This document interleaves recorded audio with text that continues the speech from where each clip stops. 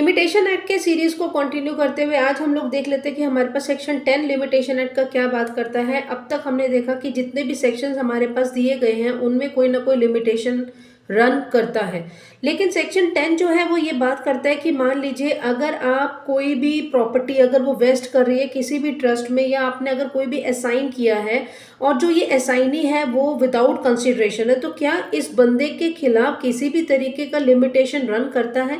तो उसका यही एक एक्सेप्शन हमारे पास सेक्शन 10 देता है। सेक्शन 10 कहता है कि भी किसी भी तरीके का कोई भी लिमिटेशन जो है हमारे पास या तो ट्रस्टी के खिलाफ या असाइनी के खिलाफ रन नहीं करता, और आप उसको जब भी चाहें उसके खिलाफ कोर्ट में केस कर सकते हैं। वहीं पे बात करता है कि भी इसका एक्सप्लेनेशन क्या है। कहता है यहाँ पे जो भी प्रॉपर्टी है अगर वो कोई हिंदू, बुद्धिस्ट या मुस्लिम है, और तो जो भी बंदा उसका मैनेजर है वो उसको ट्रस्टी माना जाएगा। तो इसका मतलब अगर वो इन चीज़ों में अगर उनका मैनेजर है, एज अ मैनेजर काम कर रहे हैं, तो जो मैनेजर साहब होंगे वो एक एज अ ट्रस्टी काम करते हैं। हम इसको एक एग्जाम्पल से समझ लेते हैं।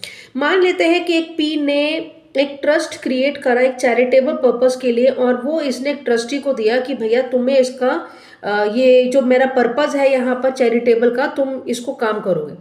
इस बंदे ने 12 साल तक कोई काम नहीं किया। इन बिटवीन जो पी नाम का बंदा था जो जिसने ये ट्रस्ट क्रिएट करा, ये बंदा चला जाता है। अब इनका जो एलआर है वो 28 साल के बाद इस बंदे के खिलाफ कोर्ट में केस कर देता है कि मेरे पापा ने फलाने साल में आपको ये प्रॉपर्टी ट्रस्ट क्रिएट करने के लिए दिया था और ये कहा था कि आप इस पे चैरिटेबल काम करेंगे, लेकिन आपने इसमें कुछ भी काम नहीं किया।